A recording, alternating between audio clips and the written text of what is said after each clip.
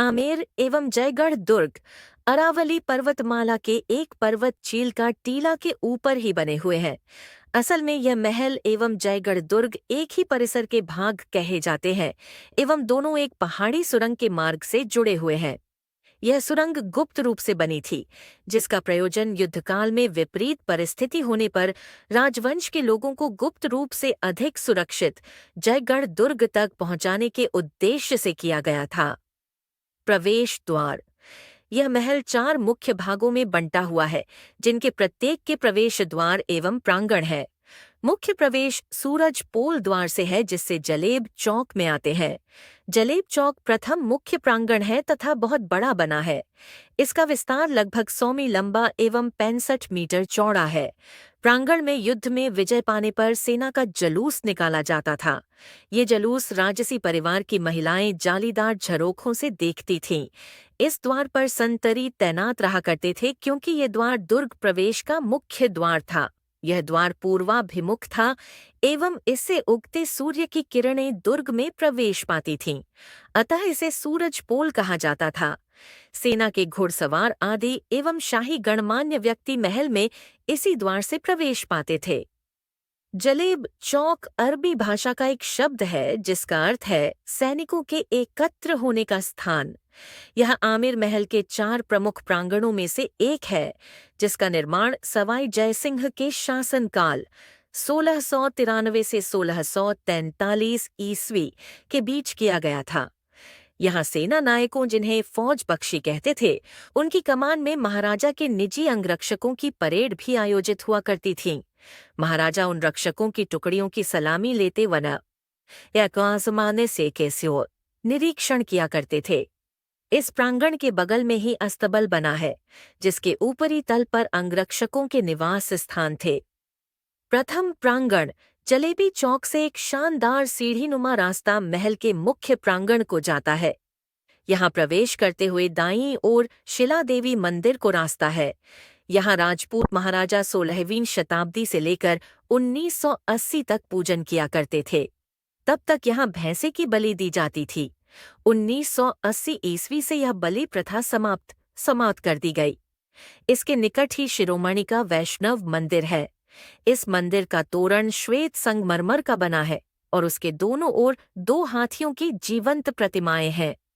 गणेश पोल नानी आंजा दानी से आए चै पो।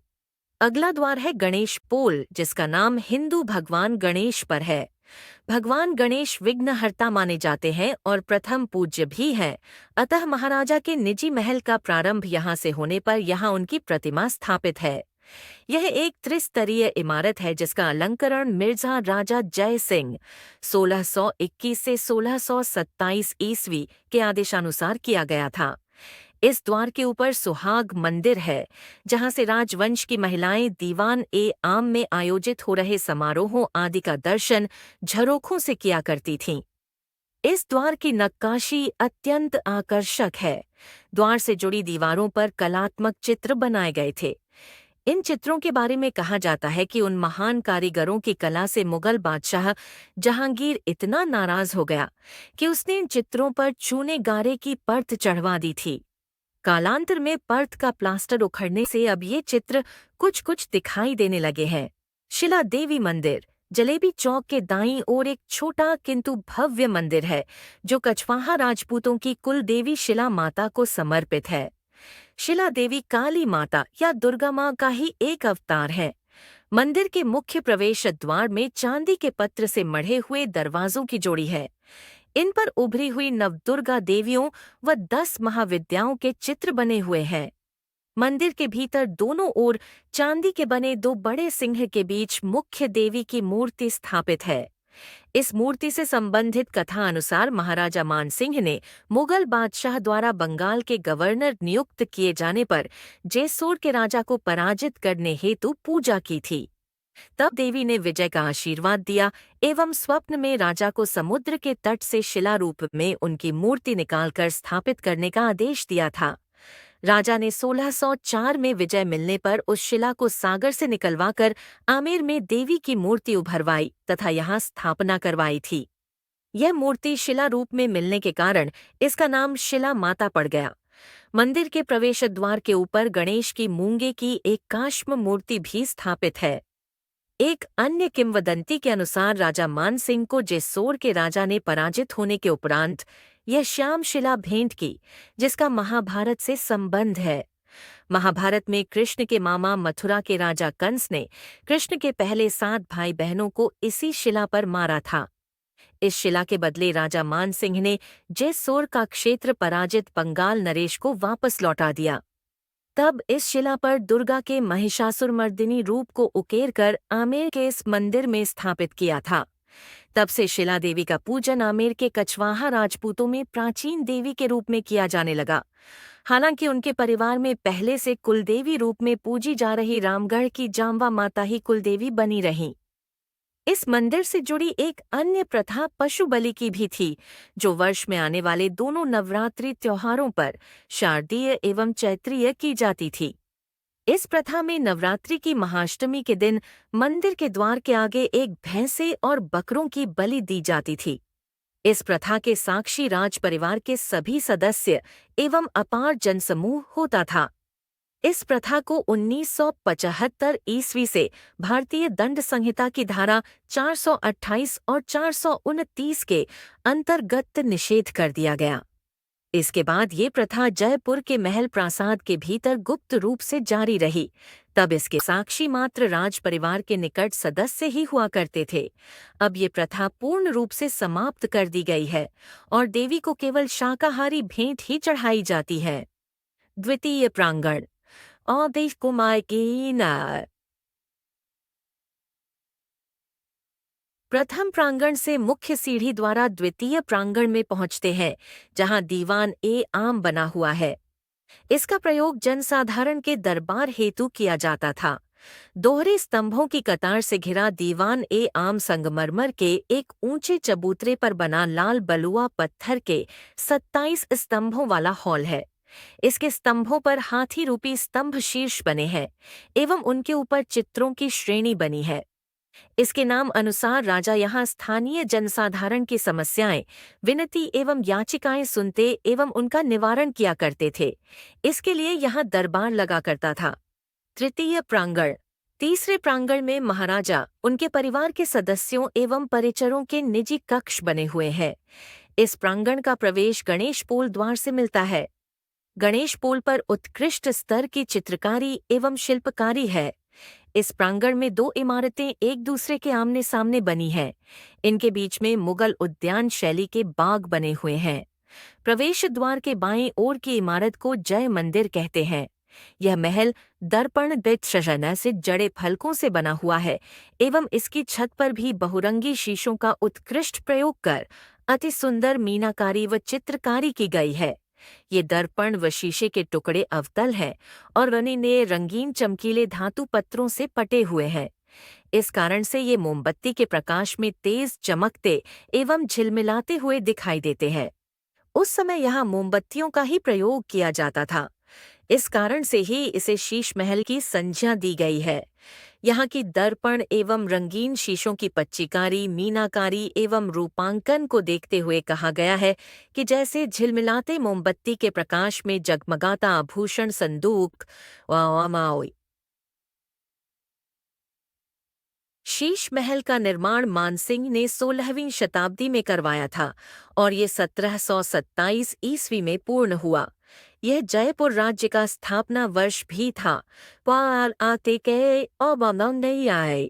हालांकि यहाँ का अधिकांश काम 1970-80 के दशक में नष्ट भ्रष्ट होता गया, किंतु उसके बाद से इसका पुनरोद्धार एवं नवीनीकरण कार्य आरंभ हुआ। कक्ष की दीवारें संगमरमर की बनी हैं और इन पर उत्कृष्ट नक्काशी की गई है। इस कक्ष से मावठा झील का रोचक एवं विहंगम दृश्य प्रस्तुत होता है। इस प्रांगण में बनी दूसरी इमारत जय मंदिर के सामने है और इसे सुख निवास या सुख महल नाम से जाना जाता है। इस कक्ष का प्रवेश द्वार चंदन की लकड़ी से बना है और इसमें जालीदार संगमरमर का कार्य है। नलिकाओं, पाइपों, दावा माई स्टे आई से खीसे द्वारा लाया गया जल यहाँ एक खुली नाली द्वारा बहता रहता था, जिसके कारण भवन का वातावरण शीतल बना रहता था, ठीक वातानुकूलित वायु वाले आधुनिक भवनों की ही तरह। इन नालियों के बाद यह जल उद्यान की क्यारियों में जाता है। इस महल का एक विशेष आकर्षण है डोली महल, जिसका आकार एक डोली की भांति है, जिनमें तब राजपूत महिलाएं कहीं भी आना जाना किया करती थीं। इन्हीं महलों में प्रवेश द्वार के अंदर डोली महल से पहले एक भूल भुलैया भी बनी है, जहां महाराजा अपनी रानियों और पटरानियों के संग हंसी ठिठोली करते व आगे पे इसपे पति कसे का कौआ आंख मिचौनी का खेल खेला करते थे।